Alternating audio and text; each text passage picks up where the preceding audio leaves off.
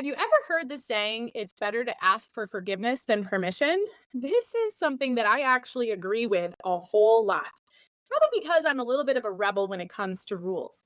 And so, in this episode of the Intentional Mom podcast, I'm kind of taking one of those quote unquote rules that you will hear people give you when they talk about time management. And I do an awful lot of talking about time management. But this is one time management rule I say we can break.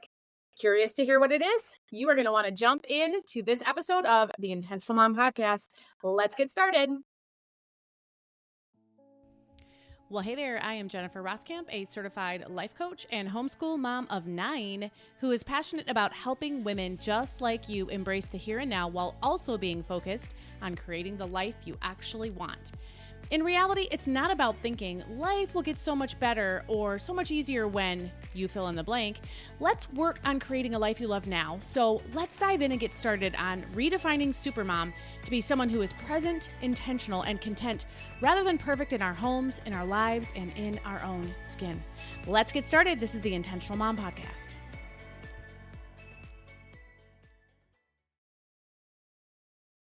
Okay, so I love to be one who challenges authority sometimes. I'm kind of someone who enjoys thinking about things a little bit differently, asking a lot of questions, asking why. Why do I need to do it that way?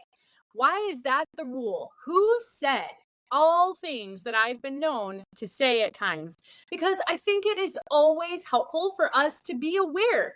We shouldn't just blindly follow things. We should be willing to use our own minds and make sure that what we're being told, and maybe even the advice that we're choosing to follow, number one, makes sense. Number two, makes sense for us because we're all different.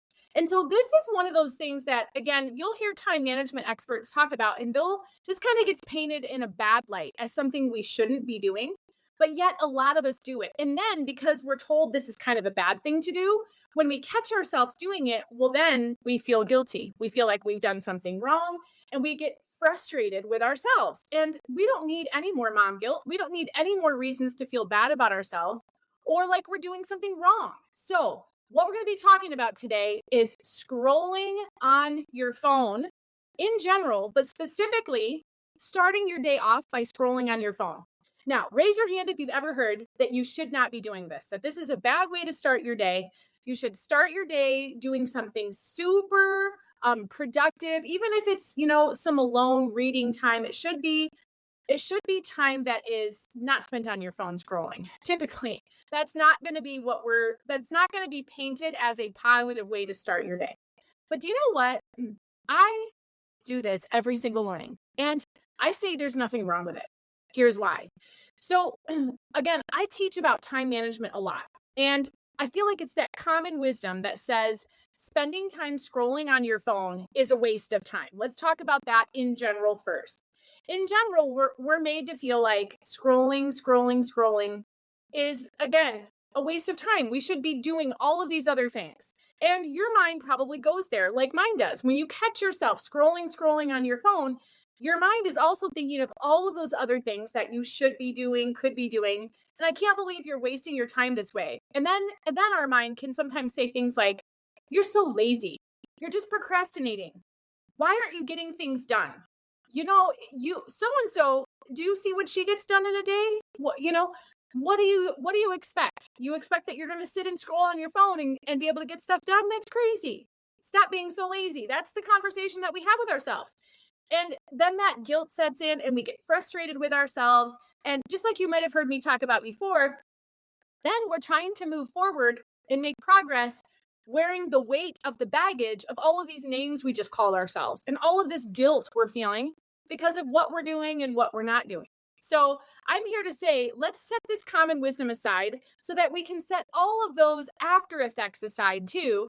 And let's really talk about why scrolling on your phone doesn't have to be considered a waste of time. So here's kind of how you tell the difference, because scrolling on your phone could be a waste of time, but it just matters on these. It depends on these 3 things. Okay, here's how to tell the difference. I've got 3 ways to tell the difference. Number 1, you plan to spend that time that you're scrolling on your phone. You've planned it this way. This is what it is for me first thing in the morning. I have learned at least for this season of my life. I don't know if it will always be this way, and it hasn't always been this way. This is probably something that I've been doing maybe for 9 months, 12 months now, that sort of thing. But I find that when I start my day super early, by the way, when I start my day super early by scrolling on my phone, it just kind of allows my brain to begin engaging in a very non stressful way. Of course, if I see anything stressful when I'm scrolling, well, I just get right past that. But typically that's not happening. So again, I will check sometimes I'll check like Instagram. Sometimes I will always check emails. Just see, again, I'm not necessarily even clicking on them to see what they say. I'm just looking at who they're from. I'm looking at maybe the first little bit that my email inbox will show me. And I'm just trying to gauge what sort of time and attention is my email going to need. I will look at texts that may have come in overnight. I typically don't look at texts super late at night, even if I'm still awake. It's kind of my boundary where whatever it is, it's going to have to wait till tomorrow. When I get to the point where in the evening, I'm just no longer effective, whatever it is I read isn't going to be something that most likely I can take action on anyway. So there very well could be texts that come in overnight as well. And so I'm looking at those. And again, I'm just trying to kind of gauge what am I going to have to deal with today? Probably in the real near future, because typically these are things that I'm starting my day with after this. I kind of jump into my email. I sort it out between, what's urgent, what's not urgent. Does this have to be taken care of today? Can it be moved to a different email day? That sort of thing.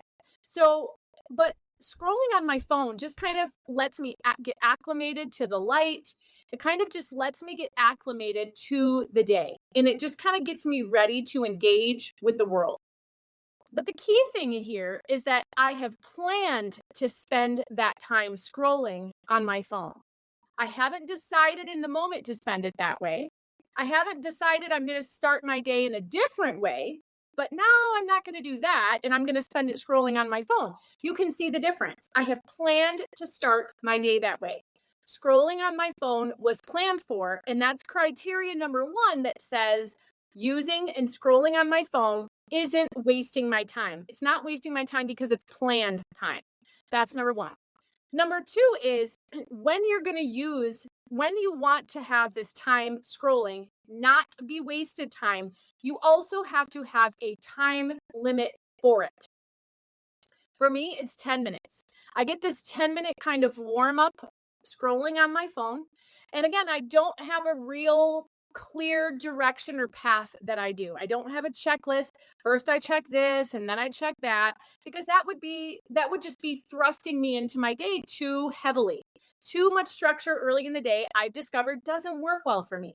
But I typically tend to have the same flow. But for me though, there still is that clear time limit. It's 10 minutes. And when you have this ending time for the stopping of the scroll, well, now it kind of eliminates your ability to kind of be sucked into the black hole of scrolling, which can happen. And that's kind of where scrolling on your phone can get a bad rap. It's because we don't have these time limits. And really, we kind of think, oh, I'm just going to jump on here for a minute. And the next thing we know, 45 minutes has gone by. That is typically what happens.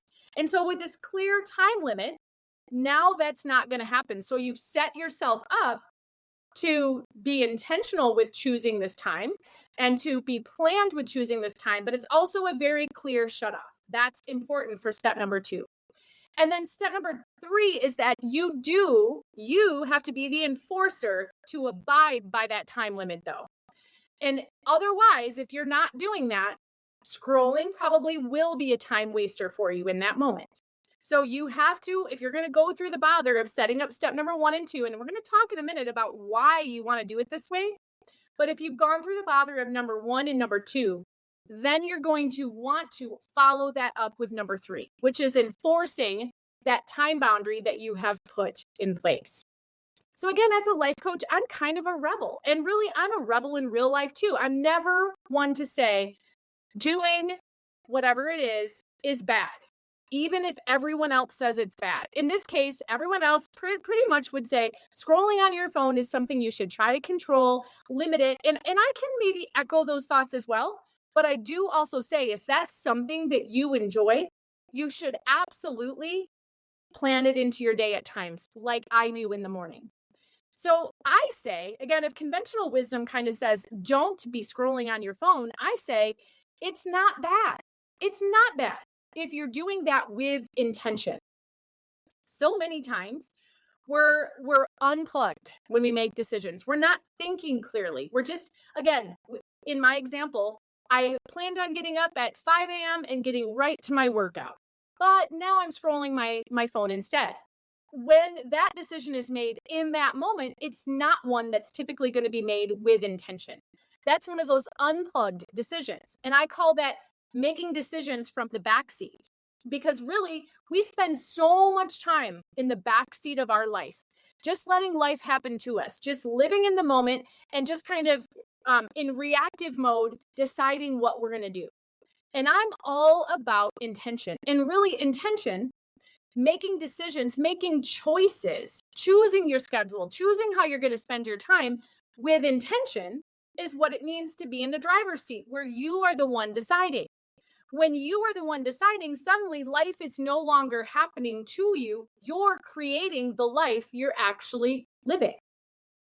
So the cool thing is when you have this planned scroll, and I kind of alluded to this a little bit ago, when you have this planned time for the scroll, well, now you can actually enjoy that guilt free. Remember, when we're told it's bad, and that's what we believe to be true, and then we find ourselves scrolling on our phone because we enjoy it. It's how we connect with others. It's maybe how we gain inspiration. It's how we unwind. It's how we get encouraged. It's how we gain feeling validated. It's how we get new ideas. There's so many things that can happen from scrolling in all kinds of ways.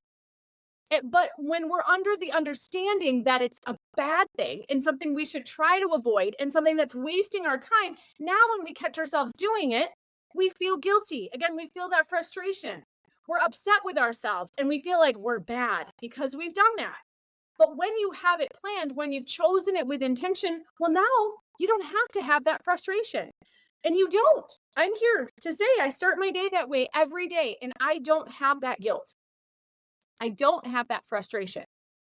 And it's totally different. It's a totally different experience for you when you're doing something you actually enjoy and you don't also have guilt associated with it. You're not carrying that guilt along with you.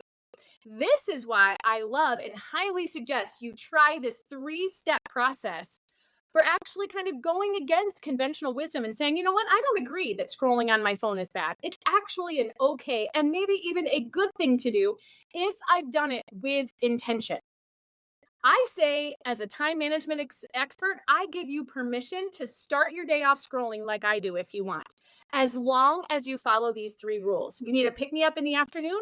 Fine, follow these 3 rules. Scroll your phone then, or any other time of the day. If you follow these 3 rules, then you are choosing it with intention, which means if it's not a good use of your time, you're not going to choose it, right? There are times where we might say, oh, yes, I'm intentionally choosing to scroll my phone when I really have to be doing all these other things because I'm up against a deadline or whatever it is, or I'm avoiding doing something that I know I really should be doing. I'm not saying that, right? We can't just choose with intention all the time. We still have to be responsible and use our time wisely. We have to step into the roles and responsibilities we have. That's what it means to live in the driver's seat. Life isn't happening to you. You are choosing to create the life that you have. But when you choose this strategically and with intention, it very well could be what you should, I put in quotes, should be doing. So let me know if you're ready to be a rebel with me. Feel free to leave a comment down below with the word rebel. Let me know you are all about being a rebel when it comes to scrolling on your phone. Let's do this together. I don't know about you, but I kind of like being a rebel. And I kind of like getting permission to go against the flow and do something that's supposedly bad. So I hope that you enjoyed that episode of the Intentional Mom Podcast. In the next episode, it's our Ask a Life Coach episode, which we have every Friday. So I'll be excited to dive in with one of the questions that I was sent in. Let's talk then.